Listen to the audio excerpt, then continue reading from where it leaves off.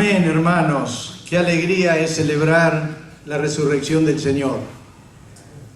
Creo que si hay algo que nos da confianza en la fe que tenemos es saber que Jesús no quedó muerto en la tumba, sino que resucitó y vive. Aleluya. Hoy es justamente domingo de resurrección y lo que celebramos es central en toda la cristiandad. No hay otra celebración más, digamos, importante. Todas son importantes, pero esta es la que define toda nuestra fe, toda nuestra creencia. Celebramos que Jesús, después de morir, y morir como muere todo ser humano, no se hizo el muerto, murió realmente, resucitó. Y después de resucitado, estuvo 40 días compartiendo en distintas oportunidades con quienes eran sus más fieles seguidores, de tal manera que no hubiera duda de que Él resucitó. Luego de eso, dice la Escritura, que ascendió al cielo, los que estaban con Él lo vieron subir, se fue, y se sentó a la diestra de Dios. Y ahí está, intercediendo por todos nosotros y por la humanidad, hasta que se cumpla el tiempo en que va a retornar a la tierra, no ya en relación con pecado, sino para unirse a todos los hijos de Dios. No imagino cómo es estar sentado a la diestra del Padre, habiendo bajado como un espíritu y habiendo subido con un cuerpo de carne y hueso. No sé si se lo han preguntado alguna vez. Pero Jesús, cuando se apareció a sus discípulos, les dijo: tóquenme, soy de carne y hueso. Alguien que es espíritu no come. Y Él comió. Eduardo, déjame cambiar las pilas ahí. Bueno, estaban apagando la luz, entonces no está grabando. Perfecto. Está de vuelta. No, supongo que todo eso quedó grabado igual. Sí.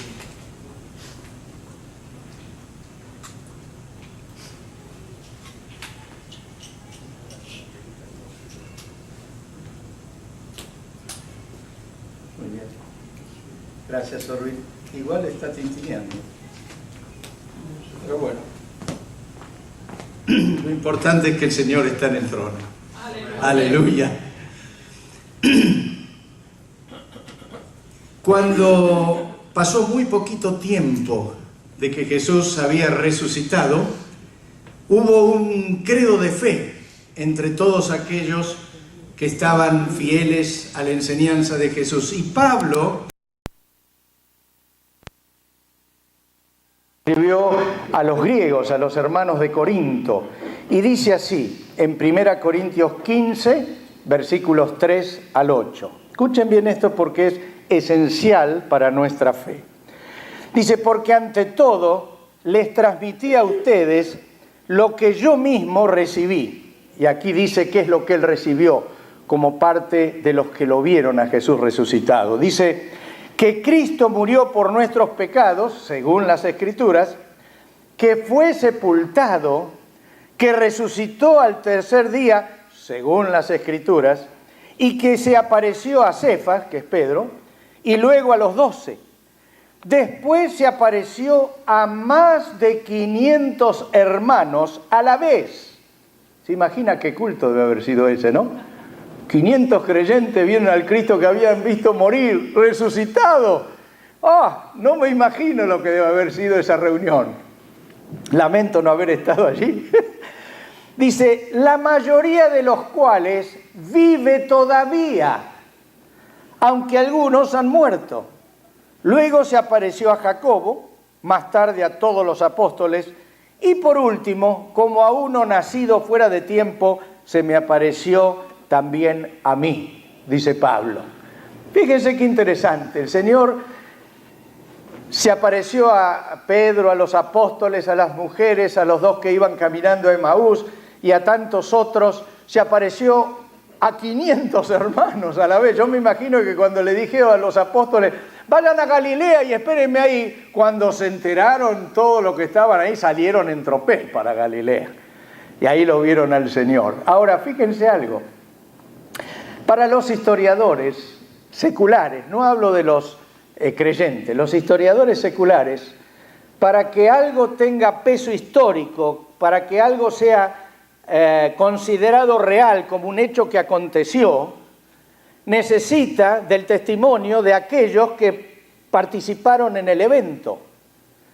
Y es interesante porque Pablo está citando a los que participaron físicamente en esa situación y dice que muchos de ellos viven como diciendo, ustedes quieren averiguar qué pasó, vayan y pregúntenles, dando razones de que no estaba hablando de una teoría, estaba hablando de una realidad comprobable. No hay históricamente muchas comprobaciones en la historia del mundo tan fuertes como esta. Dios se hizo hombre, vivió como tal, como cualquiera de nosotros, y murió del mismo modo que muere todo ser humano. Jesús murió como nos va a tocar morir a todos nosotros. Quedó absolutamente fuera del reino de los vivos. Y fíjense qué es lo que dice Pablo después. Si todo hubiera concluido con la muerte de Jesús y hubiera quedado muerto sin resucitar, todo lo que él enseñó quedaría sin sustento, quedaría sin fuerza, sería simplemente una doctrina más. Mahoma predicó, enseñó su doctrina y está muerto, está enterrado en una mezquita. El Buda enseñó sus enseñanzas, murió y entiendo que se esparcieron sus cenizas en distintos lugares. Se sabe dónde está el cuerpo muerto, se sabe dónde están sus cenizas, pero Jesús hizo algo diferente. Jesús resucitó. ¡Aleluya! Ahora, ¿por qué si no hubiera resucitado toda nuestra fe sería en vano? ¿Por qué razón? Muy sencillo. Porque un Dios muerto deja de ser Dios. Un Dios que hubiera quedado muerto no es Dios. Un Dios que hubiera quedado muerto no puede volver a dar vida a nadie. Un Dios que hubiera quedado muerto no puede sanar las heridas del alma de nadie. ¿Por qué? Porque murió. Un Dios muerto no puede perdonar pecados. Y les voy a decir algo un poquito extraño para sus oídos. Mantener la idea de Jesús clavado en la cruz es una herramienta del diablo. ¿Puedo repetirlo? Mantener la visión de Jesús muerto en la cruz y clavado es una herramienta del diablo. ¿Sabe por qué? Si cualquiera de nosotros padeciera una enfermedad terminal, que le dicen usted se va a morir en unos meses, y uno sufre, y le dan de todo tipo de medicamento para quitarle los dolores, y después termina que por algún elemento o alguien que oró o algo que pasó en su cuerpo, usted se sana. ¿De qué hablaría más usted? ¿De la enfermedad que tuvo o de la sanidad que recibió? Seguramente de la sanidad. No dejaría de mencionar lo que padeció, pero usted hablaría, estoy sano, miren qué milagro, estoy sano. Y por supuesto comentaría lo que le pasó antes, pero su mayor insistencia sería en que está sano. ¡Aleluya! Por supuesto que sin dejar de mencionar la etapa del sufrimiento, enfatizaríamos la maravilla de la sanidad. Y saben, hay un sector muy grande de la cristiandad, de todo signo, que se empeñan en mostrar a Jesús clavado en la cruz, sangrante, con el rostro desfigurado y angustiado. Y cuando uno ve siempre a Jesús clavado en una cruz, sangrante, arruinado, lo único que eso lleva es a ¿qué? Pobrecito, cómo sufrió. Y a tener unas actitud de angustia, de pesimismo, de tristeza.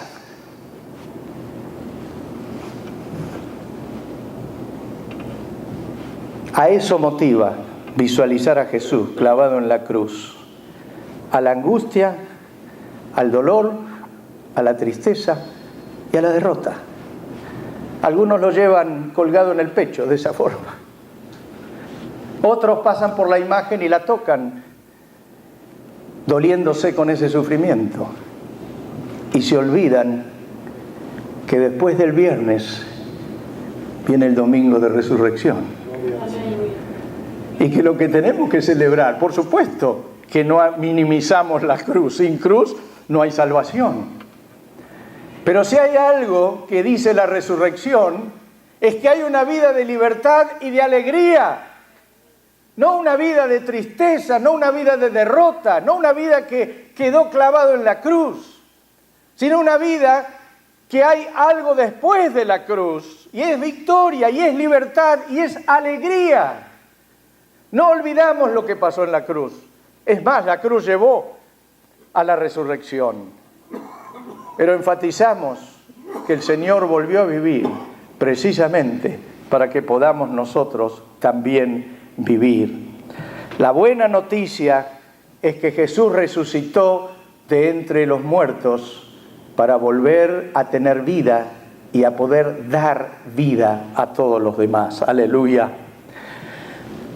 Nadie contempló, nadie supo cómo ocurrió la resurrección. Nadie estuvo presente cuando en ese cuerpo muerto el poder de Dios lo levantó. Lástima no ser en este tiempo, hubiéramos dejado una cámara ahí adentro. ¿Se imagina? Jesús muerto, envuelto en las vendas, con todo lo aromático, le ponían un sudario en la cara. No sé cómo habrá sido ese momento, cuando Dios, ¿se imagina el Padre que sufrió en la cruz y lo escuchó a su Hijo gritar: Dios mío, ¿por qué me abandonaste? Y el Señor tuvo que hacer silencio para salvarnos. ¿Se imaginan cómo estaría? Es la primera vez que Dios debe haber estado impaciente. Nunca antes había estado impaciente en la historia Dios. Pero seguro el Dios Padre estaría impaciente, esperando el domingo a la mañana para resucitar a Jesús. Y dice la Escritura que por el poder de Dios Jesús resucitó. Aleluya, aleluya. No sabemos cómo ocurrió, pero sí sabemos que ocurrió. Es real, es comprobable que la resurrección ocurrió y que Jesús está vivo. Por eso nos puede dar vida, por eso nos puede perdonar pecados, por eso nos puede sanar las heridas del alma. ¡Aleluya! La cruz representa castigo y dolor, castigo y sufrimiento, pero la resurrección es vida y es alegría, es vida nueva. ¡Aleluya! Por eso celebramos profundamente, con mucha alegría, la resurrección. Esteban mencionó algo. Están siempre los que intentan mostrar que la Escritura no es real, que es un cuentito de hadas.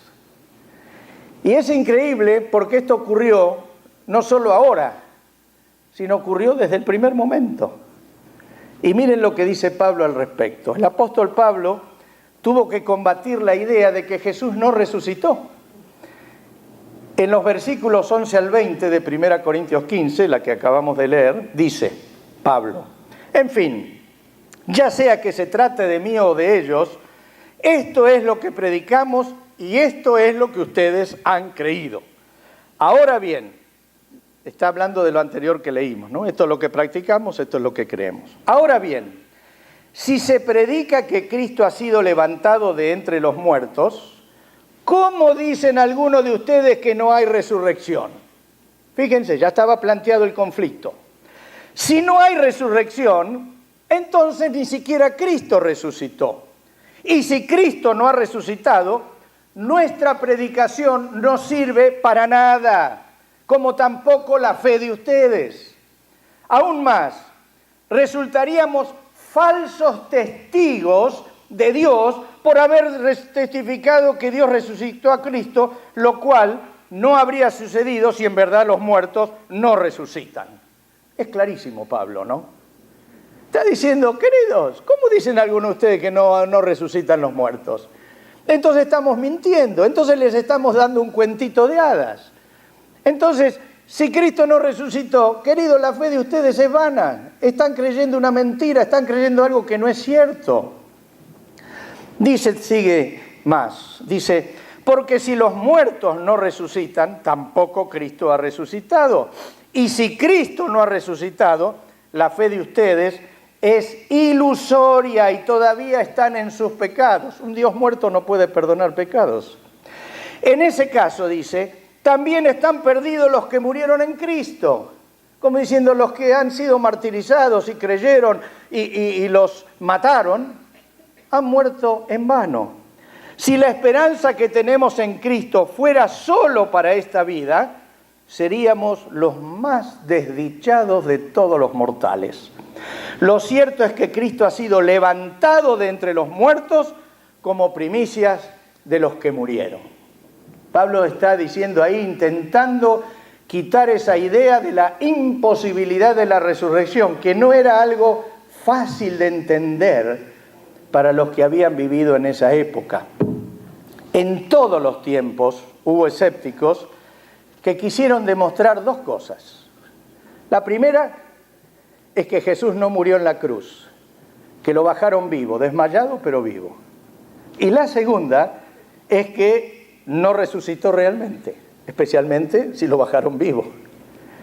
Y es interesante que todo el estudio de la Escritura, hecho no solo por creyentes, sino hecho por quienes en el mundo secular analizan los hechos revelados por la historia para definir si un hecho fue real o hay dudas de que lo haya sido. Eso es lo interesante, y todas las pruebas definen que Cristo murió en la cruz y que fue resucitado. Es un hecho histórico, no es solamente un hecho de fe. Por supuesto, primero creemos y después al analizar vemos que es cierto. Pero lo interesante es que analizado desde el punto de vista secular, no religioso, se puede comprobar que Jesús murió en la cruz y que Jesús resucitó de entre los muertos. Y no hay hecho en la historia de la humanidad que pueda ser probado tan fehacientemente como estos dos hechos de Jesús en la cruz. La fe ya nos dijo esto, pero es interesante saber que también la razón apoya la fe. Aleluya. ¿Qué elementos comprueban la veracidad de nuestras creencias? Todos ustedes recuerdan que Jesús estuvo en Getsemaní, el huerto donde él oraba al Padre, que si era posible pase la copa que le estaba dando el Padre. ¿Qué era esa copa que él menciona? Eran los pecados de toda la humanidad, desde Adán hasta el último hombre que exista en la tierra. Era por todo el pasado, por el presente y por el futuro.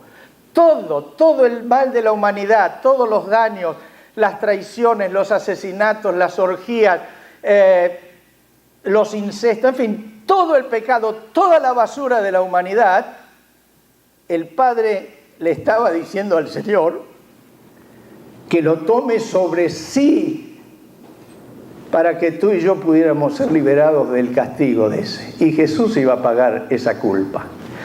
Era tal el sufrimiento de Jesús, tal estrés psicológico, tan torturante, la idea de alguien que no tenía pecado, de alguien que jamás en sus 30 o 33 años había cometido un solo pecado, ni de intención ni de acción, recibir toda la basura de la humanidad, no como algo técnico, así como, digamos, un elemento sencillamente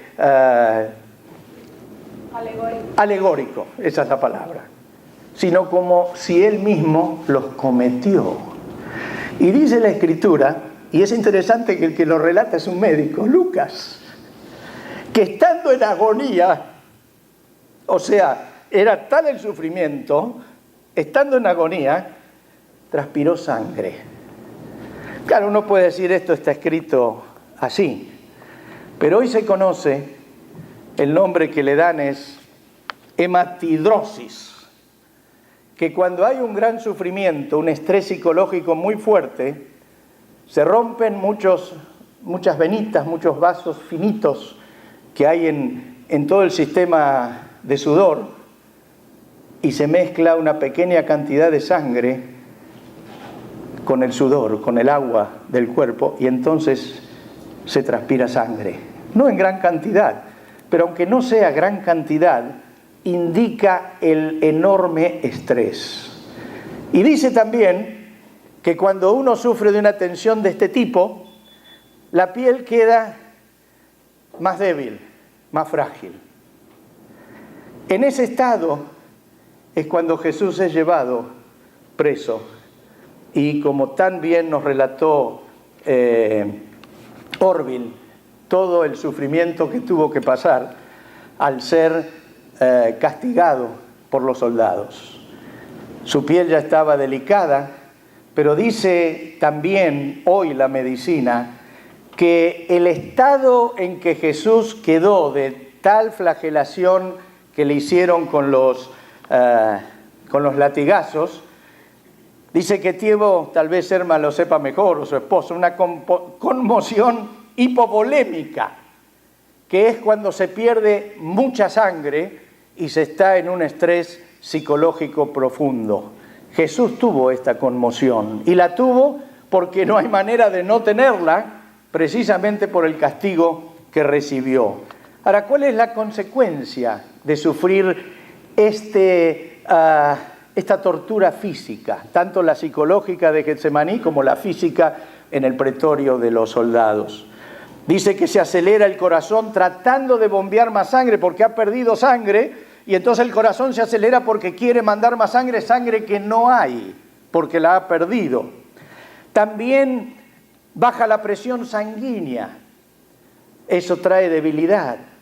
Los riñones no trabajan porque si lo hicieran, estarían sacando fluido al torrente sanguíneo. Y también viene una gran cantidad de sed porque el cuerpo pide líquido para aumentar el volumen de sangre que se ha perdido. Nada de eso se le dio a Jesús. Y por eso hay un momento en la cruz que él dice, tengo sed. En ese estado de conmoción hipovolémica, Jesús sobrevivió a los azotes, pero su condición física quedó absolutamente deteriorada. Por esa razón, con tanta debilidad, a él lo crucificaron junto con dos más. Los dos que crucificaron con él llegaron perfectamente al patíbulo con el madero de la cruz colgado, pero Jesús no pudo llegar por el estado de debilidad que tenía. Y por eso cayó varias veces, y por eso cuando apareció ahí Simón de Cirene, ¿se acuerdan? Tuvo que cargar la cruz que Jesús no podía llevar. Fíjense todo esto, estoy solamente mencionándolo para decir que no se pudo hacer el muerto. Su condición física evidentemente era terrible. También, como ustedes saben, y Orville lo describió muy bien, cuando llegó a la cruz le clavaron los clavos. Y a uno le parece simplemente que es doloroso como si uno se pinchara. Pero ¿alguno de ustedes alguna vez tuvo ese dolor cuando se dan acá en el codo y le viene como una electricidad que no pueden aguantar? Pues en el caso de Jesús, cuando le pusieron los clavos, le perforaron ese nervio, el nervio que viene de la mano. Y es tal el dolor, es como si te agarraran con una tenaza los nervios, porque cuando uno se pega en el codo es un momento y sale. Pero cuando a ti te clavan exactamente en el nervio, no es tan fácil salir de ese dolor. Le llaman, se tuvo que inventar una palabra porque no existe forma de poder mencionar cómo es ese dolor. Y la palabra que inventaron es excruciante, que significa tormento derivado de la cruz. Así que a Jesús, que ya estaba con esa conmoción hipovolémica, pérdida de sangre, debilidad, totalmente débil por la baja presión, por la ausencia de sangre, por no tomar agua, por tantas cosas, le infringen ese dolor que, vuelvo a decir, para describirlo han inventado esta palabra, como diciendo el sufrimiento de la cruz. No solo eso, también los pies fueron triturados por el clavo que le pusieron. Y saben que algunos negaban que a Jesús le clavaron los pies, porque dice que no había testimonio de que lo clavaran con un clavo, sino que le ataban los pies a los reos. Y es interesante cómo Dios a su tiempo saca las cosas a luz. En el año 1968, los arqueólogos descubrieron una crucifixión de 30 judíos cuyos pies habían sido clavados. Quedaron los esqueletos con los pies clavados y con restos todavía de la madera en la cual fueron crucificados. Fíjense, esto pasó en 1968, 2 siglos después de lo que la Biblia nos dijo lo que pasó. Pero fue comprobado arqueológicamente que lo que dice la Escritura es absolutamente cierto. También es interesante que cuando alguien era crucificado tan bien como nos explicó Orville, era tal la situación que se le dislocaban los hombros y se estiraban los brazos. Eso lo dice incluso el Salmo 22, que también leyó Orville, también. Dice, me dislocaron los huesos. Esto fue previsto más de 1000 años antes.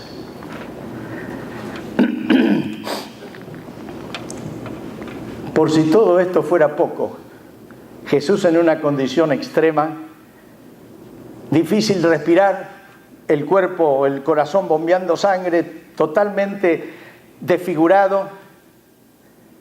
Cuando Él muere, los soldados estaban acostumbrados a ver si alguien moría o no. No eran médicos, pero eran expertos en saber cuándo moría o no moría alguien, porque si no pagaban con su vida. Y a los otros 2 le parten las piernas. A Jesús no, porque vieron que estaba muerto. Certificaron que lo estaba. Pero además de certificar que lo estaba, ¿qué hicieron con Jesús? Le clavaron una lanza en el costado. ¿Y por qué Juan dice que vio sangre y agua? Porque esa lanza penetró los pulmones y el corazón. Y ese líquido pleural, que es como, supongo, una baba, no sé, nunca he visto yo. Pero eso parece algo blanco como agua. Y fue por eso que Juan dijo, vi que salía sangre y agua. Y algunos cuestionan, ¿por qué dijo primero sangre si había agua que sale primero? Simplemente porque en aquella época lo que salía en más abundancia es lo que se nombraba primero. Pero si Jesús hipotéticamente no hubiera muerto, por lo demás hubiera muerto por el lanzazo. Así que no hay manera de entender que Jesús pudo haber bajado vivo de la cruz. Toda evidencia médica y escritural lo dice con toda claridad. Jesús murió en la cruz. ¿Les parece a ustedes que alguien en un estado tan calamitoso, tan arruinado, tan débil, podría haber fingido muerte? Y estando en una tumba podría haberse levantado con los pies perforados, las manos perforadas, sin haber bebido, en un estado donde era absolutamente arruinado, podría haber separado la piedra y podría haber dado una imagen ante los discípulos de el rey que vino a salvar a Israel. Es ridículo pensar eso. ¿Quién hubiera seguido a un líder así y habría dado la vida por él, habiendo estado en esa manera y no habiendo resucitado? No hay duda, hermanos, no hay manera de no concluir que Jesús murió en la cruz. Pero hay más. Hay una gran diferencia entre revivir y resucitar. No sé si los términos son equivalentes, pero los separo para hacerlo más didáctico. ¿Qué les parece? ¿Hubo algunos muertos que revivieron, que resucitaron? Un montón. El hijo de la viuda de Naín estaba bien muerto, lo llevaban a enterrar. Jesús oró y se resucitó. También Lázaro, ¿se acuerdan? 4 días, ya tenía olor de putrefacción. Jesús oró y volvió a vivir. Cuando Jesús murió y resucitó, dice la Escritura que se levantaron algunos de la tumba y se aparecieron a los suyos. Yo no me quiero imaginar si revivió alguno que había muerto hace años. ¿Se imagina que golpea la puerta de su casa? ¡Hola, querida! ¡Hola, chicos! ¡Wow!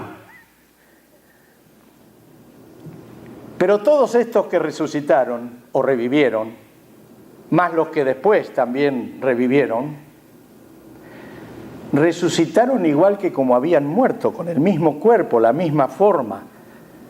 Nada especial. Si alguno quería atravesar una puerta como Jesús, ¡pah!, se pegaba un golpe bárbaro y decía, no lo intento 2 veces. Todos volvieron a morir. Todos revivieron, todos volvieron a ser lo que eran antes de morir. Pero con el tiempo volvieron a morir. Pero acá está la gran diferencia de Jesús. Jesús resucitó con un cuerpo resucitado, que no sé cómo explicarlo, porque era de carne y hueso, comía, le decía, miren mis manos, miren mis pies, como diciendo, miren los clavos, lo que me hicieron, tóquenme que soy de carne y hueso. Sin embargo, podía estar y dejar de estar de una manera maravillosa, o podía pasar a un lugar que estaba cerrado y así subió al cielo. Ese es un cuerpo resucitado, como vamos a resucitar todos nosotros. Esa es la maravilla que creemos. Este cuerpo resucitado es el que vieron los testigos que menciona Pablo. Ellos lo vieron y lo tocaron, y de eso escribieron. Y de este mismo modo resucitaremos los que somos del Señor. Ahora, lo mencionó bien Esteban, ¿cómo quedaron todos los discípulos después que Jesús murió en la cruz? Tristes, desalentados, desilusionados. Creían que este era el Mesías que los iba a libertar, creían el que iba a traer a Israel la alegría de ser otra vez una nación sin opresión. Y se les acabó, se murió. ¿Qué los movió a creer que la resurrección era real?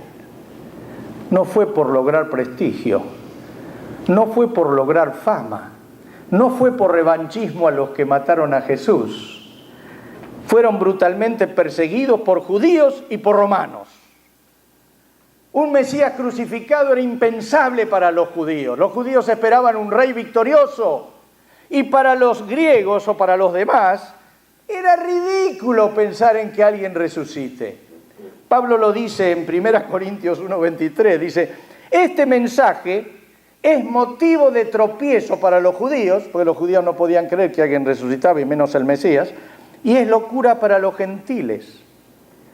Y uno se puede preguntar, ¿puede una mentira, que se sabe que es una mentira, motivar a un grupo de personas a dar la vida y dejar todo lo que tenían por seguir una mentira? Y una mentira que ellos sabían que lo era, porque ellos eran los protagonistas. La conclusión es que no. La conclusión es que la única forma de dar la vida por algo que se cree es saber que es verdad. No solo creer que es verdad, sino saber que es verdad. Los discípulos no tenían motivo para robar el cuerpo y después morir por esa mentira. Además, si los que escribieron el Nuevo Testamento hubieran querido dibujar una mentira, nunca hubieran puesto, como bien decía Esteban, a las mujeres como testigos. Y esto no es por ser antifeminista. En el siglo I, en el tiempo de Jesús, las mujeres estaban consideradas en un último plano. No se aceptaba el testimonio de mujeres en los juicios o cuando tenían que salir de testigos, no eran consideradas. Era tal que los discípulos, los propios discípulos de Jesús, los apóstoles, no les creyeron. Cuando ellas volvieron de ver la tumba vacía, dice la Escritura que los apóstoles no le creyeron. Y los dos que iban camino de Emaús, cuando Jesús se les aparece y les habla, dice, pero hay unas mujeres entre nosotros que dicen que ha resucitado, pero lo dicen como diciendo, hay unas que están con delirio místico y dicen que Jesús resucitó. No creían. ¿Ustedes creen que alguien que quiere poner cómo sucedieron los hechos, teniendo a los apóstoles que los vieron y teniendo a todos, pondrían a las mujeres como testigos? Pues para un historiador, esto revela la verdad de lo que está escrito, lo cual indica realmente que los discípulos tuvieron la certeza de haber visto, tocado e interactuado con Cristo resucitado. Blas Pascal dice, yo creo a los testigos que tienen las gargantas cortadas. Como diciendo, aquel que lo ponen para cortarle la cabeza y dice, ¿esto es verdad o no es verdad? Nadie se deja cortar la cabeza por una mentira. Y todos los discípulos se dejaron matar. Aún Pedro dice que pidió que lo crucifiquen invertido, dice, porque no se consideraba digno de morir como el Señor, así que lo crucificaron invertido. ¿Saben?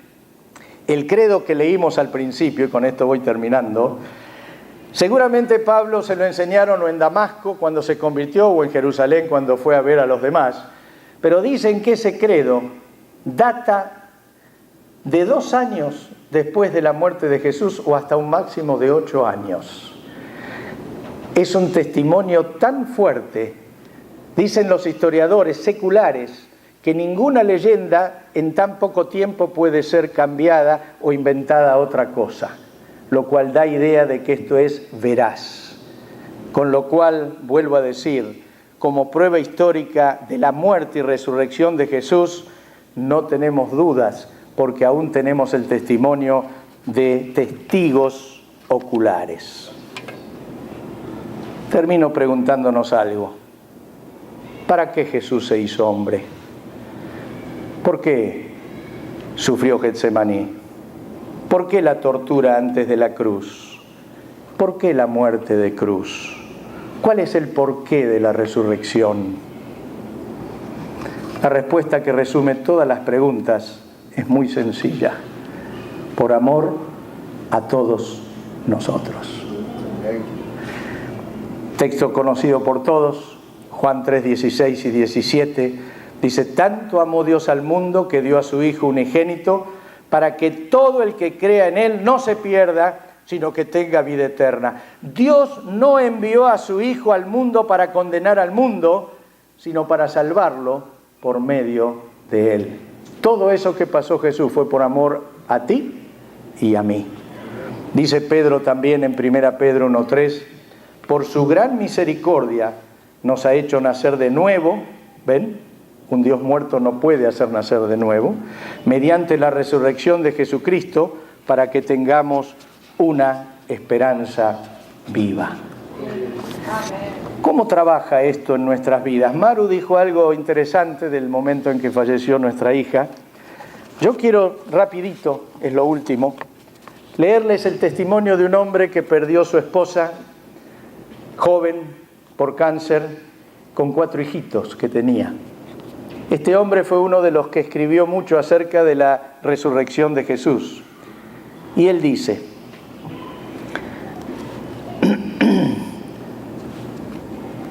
hablando este hombre, ¿no? Dice, ya no había citas de eruditos, ya no había citas de las Escrituras, ya no había un caso que presentar. El autor del libro dice, le había preguntado acerca de la importancia de la resurrección. Y este hombre decidió correr el riesgo de retroceder a 1995, que es cuando murió la esposa. Cuando su esposa, Debbie, no sé si lo pronuncio bien, murió lentamente de cáncer en el estómago. Tomado por sorpresa por la ternura del momento, lo único que pude hacer fue escuchar. Y ahí habla este hombre. Dice, estaba sentado en el porche, comenzó mirando hacia el costado, pero a nada en particular, suspiró profundamente y luego prosiguió. Mi esposa estaba arriba, agonizando. Salvo por unas semanas, estuve en casa todo el tiempo. Fue un tiempo terrible, era lo peor que podía pasar. Giró y me miró de frente. Pero ¿sabe lo que fue sorprendente? Mis estudiantes solían llamarme, no uno solo, sino varios, y me decían, en un momento como este, ¿no se alegra de la resurrección? Aunque las circunstancias eran serias, tenía que sonreír por dos razones. En primer lugar, mis estudiantes estaban tratando de animarme con mis propias enseñanzas. Y en segundo lugar, funcionó. Mientras estaba sentado allí me imaginaba a Job, cuenta el autor, ¿no? Quien pasó por todo eso tan terrible y le hizo preguntas a Dios. Pero luego Dios dio vuelta al tablero y le hizo varias preguntas a él. Sabía que si Dios venía a mí, le haría una sola pregunta. Señor, ¿por qué Debbie está ahí arriba en cama, sufriendo? Y pienso que Dios respondería preguntándome tiernamente, Gary es el nombre del hombre, ¿resucité a mi hijo de entre los muertos? Yo le diría, vamos, Señor, escribí 7 libros sobre este tema. Por supuesto que resucitó de entre los muertos, pero yo quiero saber acerca de mi Debbie. Creo que él seguiría volviendo a la misma pregunta. ¿Resucité a mi hijo de entre los muertos? ¿Resucité a mi hijo de entre los muertos? Hasta que yo comprendiera su idea. La resurrección dice que si Jesús resucitó, hay una respuesta a la muerte de Debbie en el año 95. ¿Sabe? Le dice al que lo estaba entrevistando, dio resultado para mí mientras estaba sentado en el porche pensando en mi esposa enferma y todavía funciona hoy. Fue un tiempo emocional horrible, pero no podía pasar por alto el hecho de que la resurrección es la respuesta para el sufrimiento. Aún me preguntaba, ¿qué haría solo, criando 4 hijos? Pero no hubo un momento en que esa verdad no me consolara. Perder a mi esposa fue la experiencia más dolorosa que jamás tuve que enfrentar. Pero si la resurrección me pudo sacar de ella, me puede sacar de cualquier otra. Fue eficaz en el año 30 después de Cristo, es eficaz en 1995 y es eficaz hasta el último de los días que tengamos. Esto no es un sermón, dijo, lo creo con todo mi corazón. Si hay una resurrección, hay un cielo. Si Jesús resucitó, mi esposa resucitó y yo también resucitaré algún día. Entonces los veré a los dos. Aleluya. La resurrección es la respuesta a todo sufrimiento, a todo problema. Jesús se hizo hombre para morir, murió para resucitar y resucitó para darnos vida eterna. ¡Aleluya! Solo digo algo, así al pasar. Si aún no tomaste la decisión de entregar tu vida a Jesús para morir y resucitar con Él, te invito a hacerlo hoy mismo. No dejes pasar esta oportunidad. En tu corazón, dile al Señor, Señor, yo quiero que seas mi Señor y quiero resucitar contigo. Y si tienes alguna inquietud personal al final, cualquiera de los que está aquí te puede ayudar para seguir adelante.